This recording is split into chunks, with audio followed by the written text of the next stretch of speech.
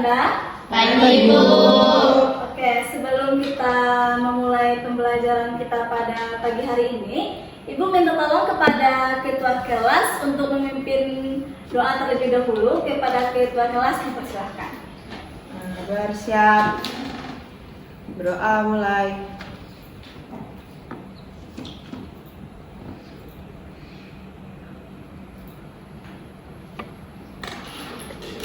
Selesai.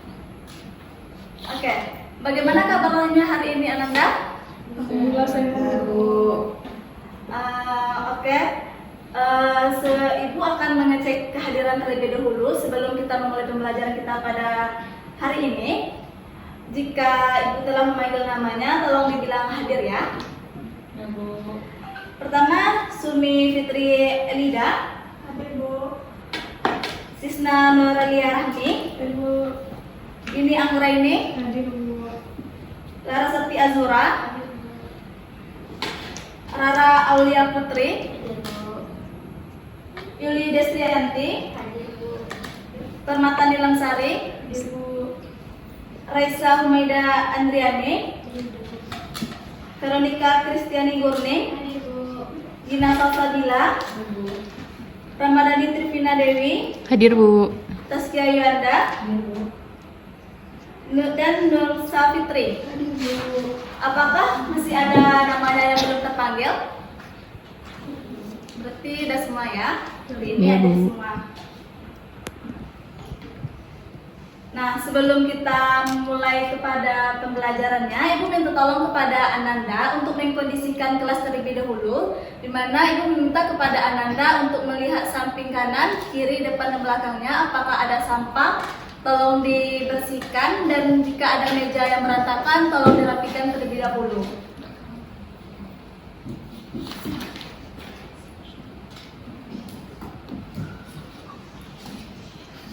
Sudah?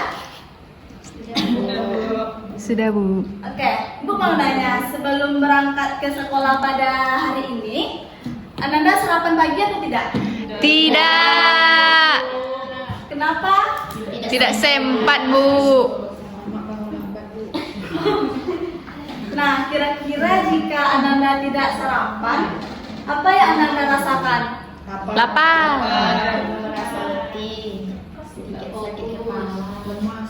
Betul. Jika kita tidak makan, tubuh akan merasa letih, tidak fokus. Kemudian juga ada sakit kepala juga kan? Ada, Bu. Oke. Kemudian kita masuk kepada materi kita pada hari ini, yaitu mengenai zat makanan. Yang mana tujuannya yaitu Anda semua nanti dapat mengetahui zat-zat makanan mikro dan zat makanan makro, kandungan makanan dalam kehidupan sehari-hari. Nah, di sini Anda nanti akan melakukan uji makanan sederhana seperti bahan yang telah Ibu sediakan. Kemudian selanjutnya Anda dapat mengetahui fungsi bahan makanan bagi tubuh manusia. Oke, kita akan membahas sedikit terlebih dahulu mengenai zat-zat makanan tersendiri, yaitu ada mengenai zat makanan makro. Makro itu kan besar ya. Nah, jadi zat makanan makro itu berarti zat makanan yang diperlukan oleh tubuh kita dalam jumlah yang besar. Contohnya yaitu ada karbohidrat, ada protein, ada lemak, dan air. Kemudian yang makro itu kecil, itu zat makanan yang diperlukan tubuh kita dalam jumlah yang sedikit, itu berupa vitamin dan mineral. Oke, kemudian materi yang kita bahas pada hari ini yaitu mengenai zat makro dan mikro tadi, yaitu ada karbohidrat, ada lemak, ada protein, vitamin, mineral, dan air. Kemudian untuk menguji makanan sederhananya, kita hanya melakukan 3 percobaan saja, yaitu terhadap karbohidrat atau uji amilo, kemudian ada uji lemak dan uji vitamin. Nah, Ibu akan membagi Ananda ke dalam 3 kelompok. Ibu yang membaginya atau Ananda sendiri yang membaginya? Ibu saja, Bu. Oke, agar lebih cepat, Ibu akan membaginya berbarisan bangku aja ya. Ini kelompok 1, kelompok 2, dan kelompok 3. Untuk itu perwakilan kelompok silahkan mengambil bahan-bahannya ke depan.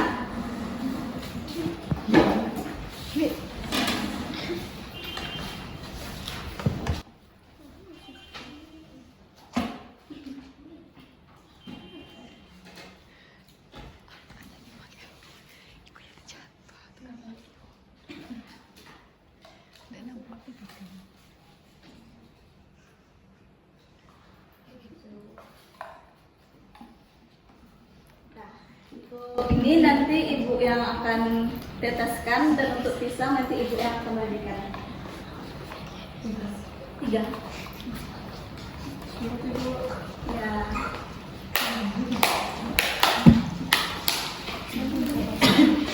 Oke. Yang pertama yaitu kita akan melakukan uji karbohidrat, yang mana yang kita lakukan itu mengambil nasi, mentega, dan tahunya kita ganti dengan pisang. Kemudian yang kita ujikan pada makanan ini itu apakah makanan tersebut mengandung karbohidrat atau tidak, yaitu pada mentega, pada nasi, dan pisang. Nah, di sini ibu akan bagikan terlebih dahulu.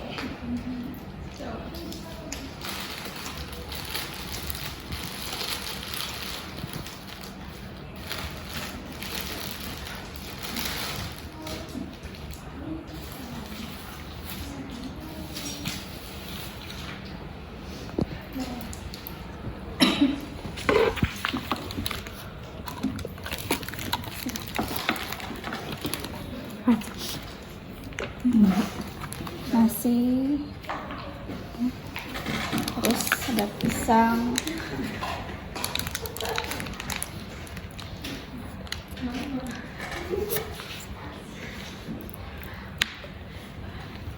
terus mentega. Mentega tuh.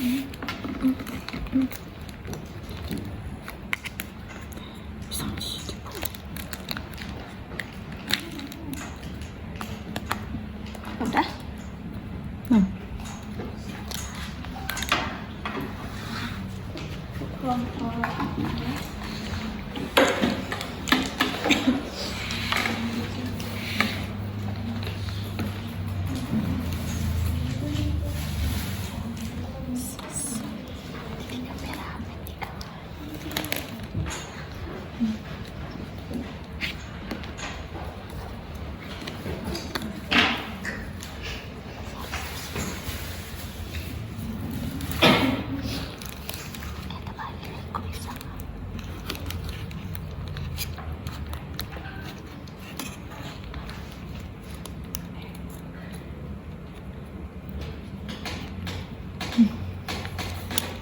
Terima kasih. Sama-sama.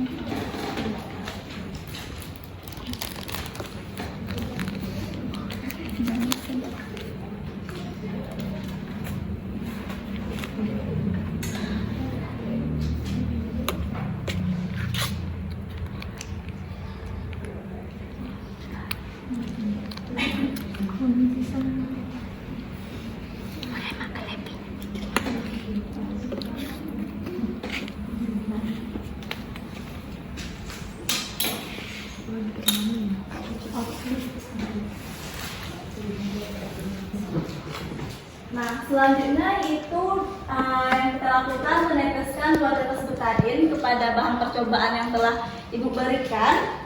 Nah, yang kita teteskan yaitu betadin. Warna betadin kan biasanya warna merah kecoklatan. Nanti ketika kita melakukan uji karbohidrat, kita akan melihat perubahan warna pada bahan makanan tersebut. Nah, kira-kira apa yang dikandung oleh betadin tersebut sehingga warnanya nanti akan berubah?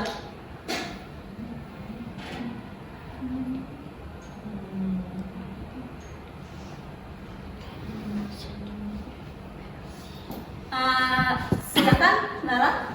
Betadin itu mengandung iodin.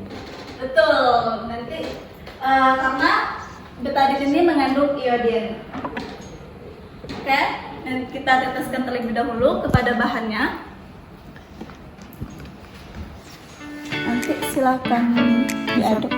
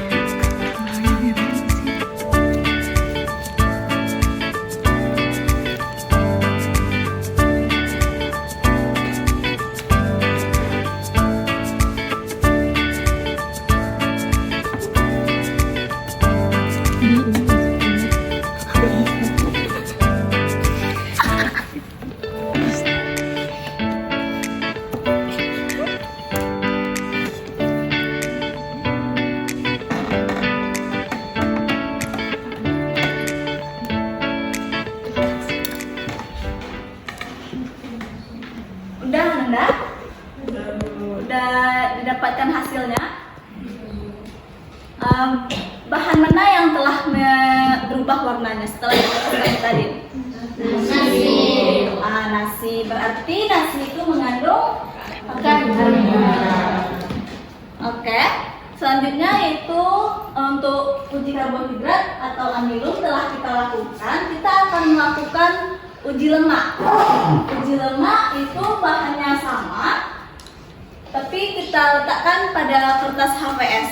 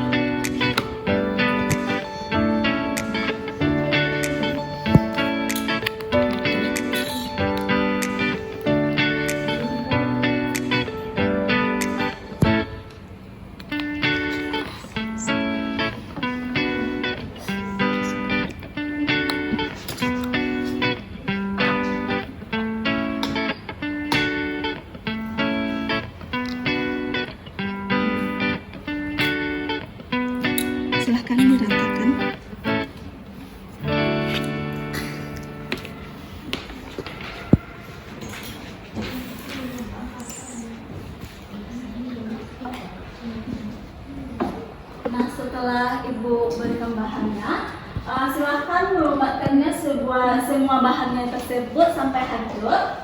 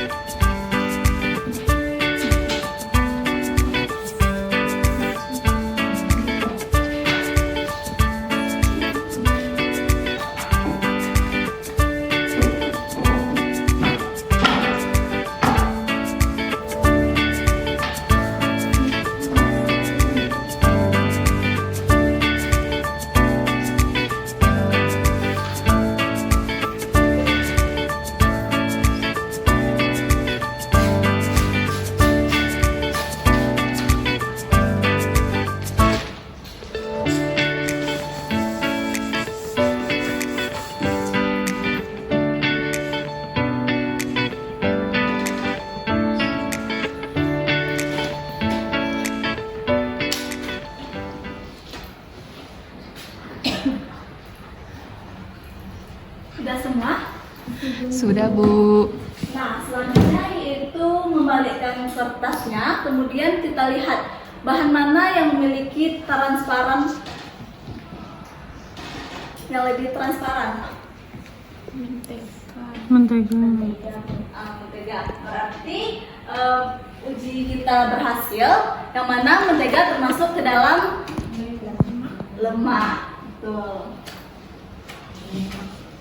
Oke, selanjutnya yaitu Ibu kan telah memberikan aqua gelas yang nantinya Ibu akan mengisinya dengan air, kemudian meneteskan betadin dan kita lihat reaksinya dengan vitamin. Di sini akan kita lihat tentang uji vitamin.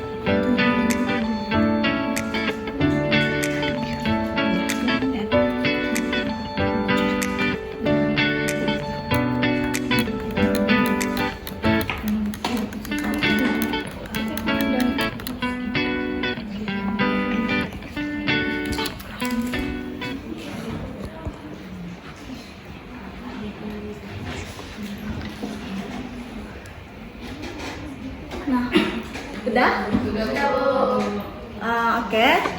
Kita selanjutnya akan melakukan uji vitamin, yang mana kita melakukan betadin. Apa kandungan dalam betadin tadi? Iodin. Terus silahkan Anda masukkan ke dalam larutan tersebut vitamin yang telah diberikan.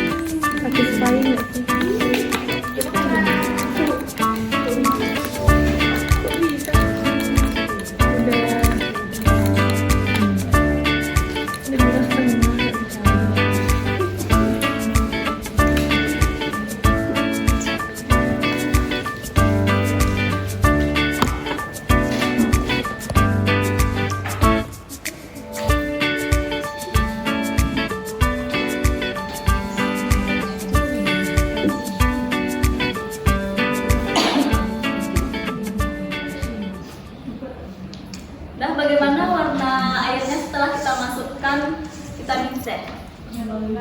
Kembali bening Bu. Berarti berhasil kan? Iya Bu, berhasil. Ketika Ibu teteskan betadin ke dalam larutan air tersebut, kan betadin itu mengandung iodin. Nah, terus setelah kita masukkan ke dalam larutannya vitamin C, kira-kira kenapa airnya berubah menjadi bening? Ada yang bisa jawab? Gina, silahkan. Kan saat diteteskan ke dalam air lalu dimasukkan vitamin C, maka akan terjadi reaksi antara asam askorbat dan ion iodin. Akibatnya iodin yang terlarut akan hilang dari air dan warna air akan menjadi bening. Betul, yang disampaikan Gina itu betul, karena adanya reaksi antara iodin dan asam askorbat yang dihasilkan oleh vitamin C, sehingga larutan iodin tersebut hilang dan berubah warna larutannya menjadi bening. Oke. Jadi dapat kita simpulkan bahwasannya bahan-bahan yang termasuk tadi itu ada nasi, mentega, dan pisang. Yang mana pada nasi termasuk ke dalam karbohidrat, betul? Betul. Mentega masuk ke dalam Ma.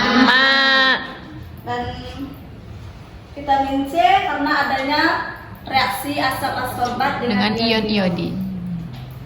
Nah, mengenai uji yang telah kita lakukan, ada yang ingin bertanya? Silahkan kepada Jimmy. Izin bertanya Bu, dari bahan yang telah diujikan, bahan yang belum disampaikan itu pisang Bu. Jadi pisang tergolong ke dalam zat makanannya bagaimana Bu? Oke, ya. Pisang belum kita masukkan termasuk ke dalam golongan yang mana? Nah, pisang itu termasuk ke dalam karbohidrat karena melihat yang kita uji bahwasannya urutan warnanya tadi itu ada yang pertama yang warna sangat pekat atau berubah menjadi biru kehitaman itu ada nasi terlebih dahulu. Setelah itu yang agak gelap kedua itu ada pisang, kemudian mentega yang tidak terjadi perubahan apapun. Karena seperti yang telah ada pada kenyataannya, pisang juga kebanyakan orang menjadikannya sebagai sarapan, sama seperti nasi. Gimana? Sudah terjawab. Nah, berarti uji makanan sederhana kita telah berhasil kita lakukan. Nah, kemudian kita akan membahas materinya, yang mana kita akan melanjutkan pembahasan mengenai karbohidrat. Nah, berdasarkan gugus gula penyusunnya, ternyata karbohidrat itu terbagi menjadi 3, yaitu ada disakarida, monosakarida, dan polisakarida. Monosakarida merupakan zat yang memiliki rasa manis, mudah larut dalam air. Contohnya itu glukosa dan laktosa, itu banyak terdapat dalam buah. Berarti pisang tadi termasuk ke dalam karbohidrat monosakarida atau tidak? Iya, Bu. Nah, berarti ya. Kemudian itu yang kedua ada disakarida. Bahwasannya itu disakarida itu memiliki rasa manis dan mudah larut dalam air. Contohnya itu laktosa yang terdapat dalam gula pasir yang kita konsumsi sehari-hari. Kemudian ada sukrosa yang terdapat pada biji-bijian dan susu. Nah, kemudian ada juga yaitu monosakarida. Itu memiliki rasa yang manis dan suka larut dalam air. Ada amilum yang terdapat dalam umbi-umbian. Contohnya itu ada apa contohnya dalam umbi-umbian karbohidrat? Ubi jalar. Terus? Betul, ubi, kentang,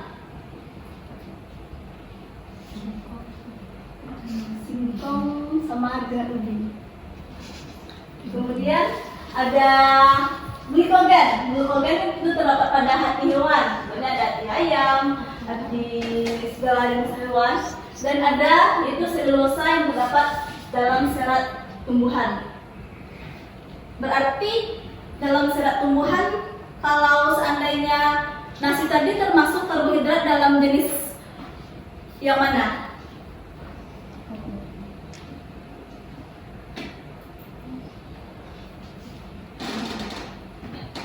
Polisakarida. Betul, polisakarida.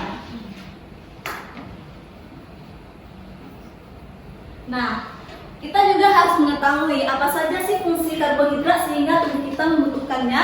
Yang pertama itu sebagai sumber energi yang telah kita contohkan tadi. Jika kita tidak makan pagi atau sarapan pagi, tubuh kita akan merasa letih, sedikit sakit kepala dan tidak fokus. Itu karena kekurangan karbohidrat. Dan juga fungsi karbohidrat tersebut itu menjaga keseimbangan asam dan basa. Karena kalau seandainya kita tidak mengkonsumsi karbohidrat, ada yang merasa sakit perut atau tidak? Ada, Bu. Berarti keseimbangan asam dan basanya tidak terjaga. Kemudian juga membantu penyerapan kalsium, menjaga konstipasi. Ini berhubungan dengan pengeluaran sistem pencernaan kita atau feses. Yaitu ada juga berhubungan mengenai mengatur dalam proses metabolisme bahan pembentuk sel jaringan dan organ tubuh. Kemudian itu lemak. Lemak itu contohnya tadi kan ada mentega. Nah, lemak itu merupakan zat organik hidrofobik sehingga suka larut dalam air dan bisa larut dalam pelarut organik. Contohnya itu ether dan kloroform.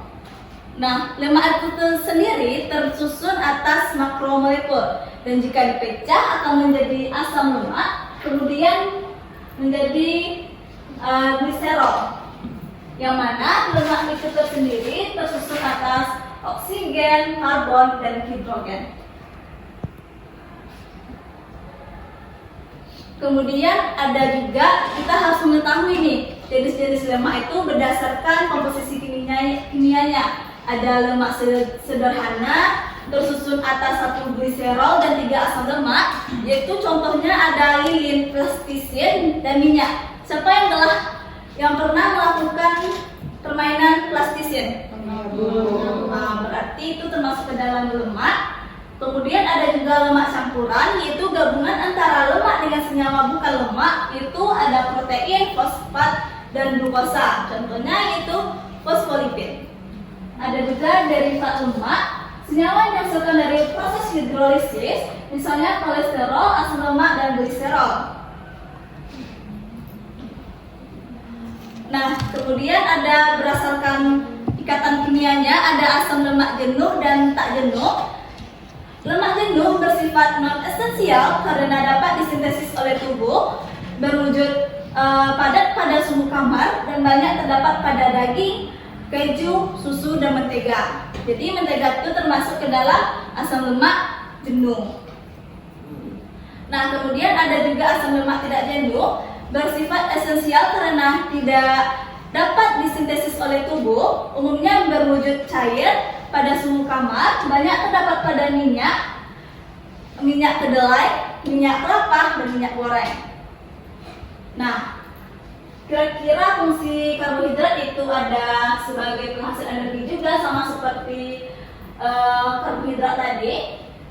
Kemudian pelindung tubuh dari suhu rendah, bahan penyusun dan pembangunan bagian sel, pelarut vitamin A, D, E, dan K, melindungi alat tubuh yang lunak sebagai cadangan makanan. Jadi kita harus mengetahui lemak itu juga memiliki fungsi yang penting bagi tubuh kita.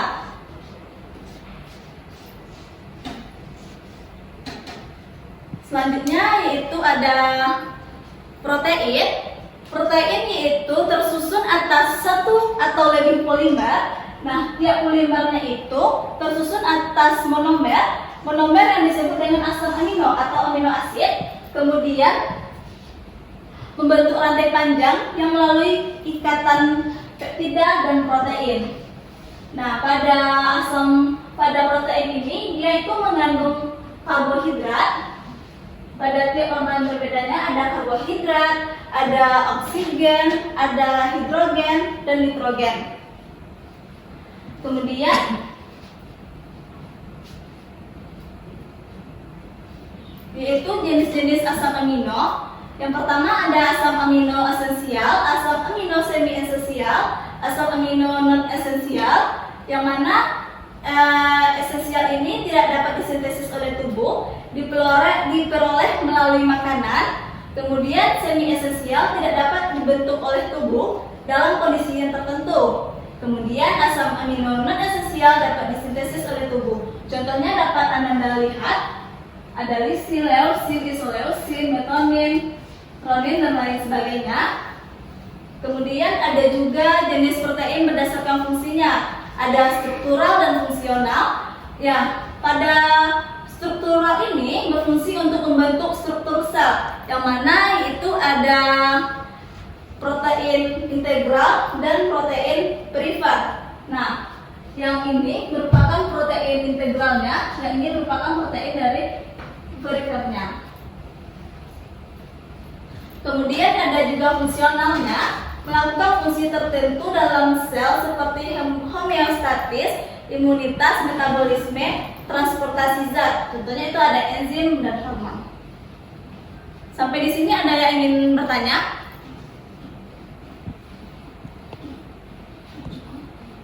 Tidak? Masih fokus kan? Nah, selanjutnya yaitu kita juga mengetahui jenis-jenis protein berdasarkan sumbernya. Ada protein hewani dan protein nabati. Nah, protein hewani itu ada telur, ikan, dan daging. Siapa yang tidak menyukai protein, salah satu dari protein hewani? Contohnya itu ada telur. Ada yang tidak suka telur? Saya nggak suka kuning telur. Berarti ada kan yang menyukai salah satunya? Ada, Bu. Berarti masih bisa tercukupi zat proteinnya. Kemudian ada juga tidak dari hewani saja, ada juga nabati. Itu ada kacang kedelai, ada kacang-kacangan, ada tahu, tempe. Itu juga kita konsumsi sebagai sumber protein tubuh kita. Nah, fungsinya juga untuk sebagai sumber energi, memperbaiki jaringan tubuh, sebagai zat pembangun tubuh, menyeimbangkan cairan tubuh, mensintesis zat-zat penting tubuh seperti hormon, enzim, antibodi, berperan dalam sistem buffer tubuh. Kemudian vitamin yang kita contohkan adalah itu vitamin C, yaitu apa sih vitamin itu? Vitamin merupakan senyawa organik yang diperlukan tubuh untuk memperlancar metabolisme yang tidak dapat menghasilkan energi, tapi tubuh kita juga memerlukan vitamin dan tidak bisa digantikan oleh zat lain. Jadi kita harus mengkonsumsi vitamin itu, baik itu bersumber dari tablet tersebut ataupun dari buah-buahan. Yang mana jika tubuh kita kekurangan vitamin akan terjadi yang namanya avitaminosis. Nah, ini ada berbagai macam vitamin, ada A, B, C, D, E, dan K. Nah, ini macam-macam vitamin ada larut dalam air, itu ada contoh yang kita contohkan tadi adalah vitamin C. Itu vitamin yang juga larut dalam air. Dan vitamin C ini yang kita contohkan itu dalam bentuk tablet. Dan yang harus kita ketahui bahwasanya vitamin C juga terdapat dalam jeruk, tomat, kentang, dan sayur. Dan kemudian ada larut dalam lemak, itu ada vitamin A, D, E, dan K. Seperti yang Anda lihat di depan, itu ada sumbernya dan fungsinya bagi tubuh kita. Jadi kita harus memenuhi vitamin tersebut untuk tubuh kita, yang mana vitamin juga berfungsi untuk kesehatan kulit dan mata, penyerapan kalsium, kesehatan sel dalam darah, dan pengumpulan darah. Nah, kemudian itu ada mineral, merupakan substansi anorganik yang bisa ditemukan dalam bentuk ion. Mineral tidak mengalami proses pencernaan karena bersifat mudah dalam air, sehingga mudah diserap oleh genjot usus halus.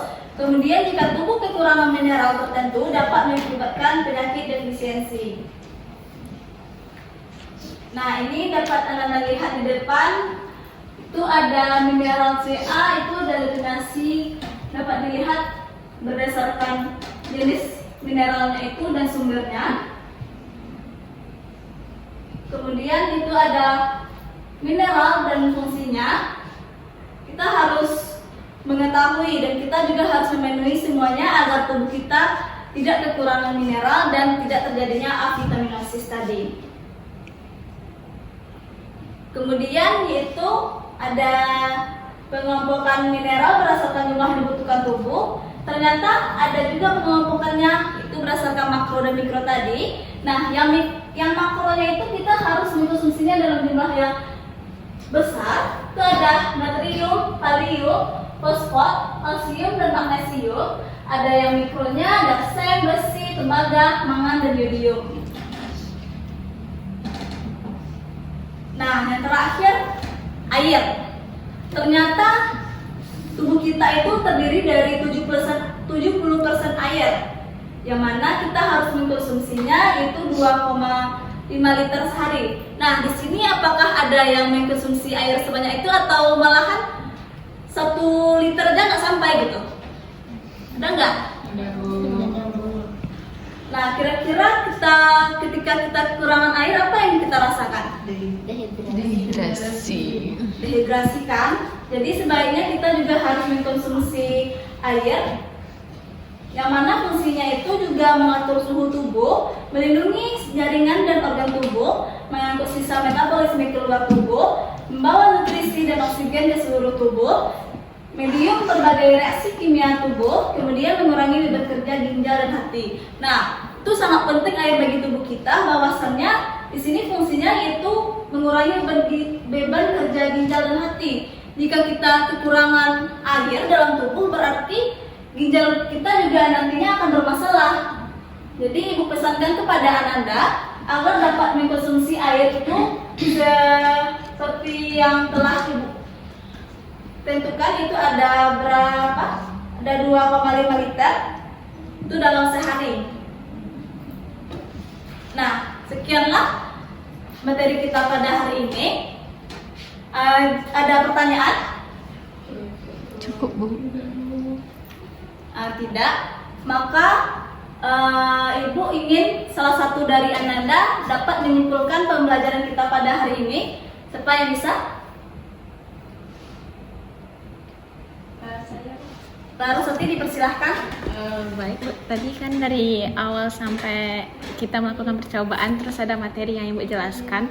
Jadi zat-zat makan yang zat-zat makanan yang dibutuhkan oleh tubuh kita itu kan ada tadi zat mikro sama makro. Nah, zat makro itu kan terdiri dari karbohidrat, lemak, protein, air. Kalau zat mikro itu kan vitamin sama mineral.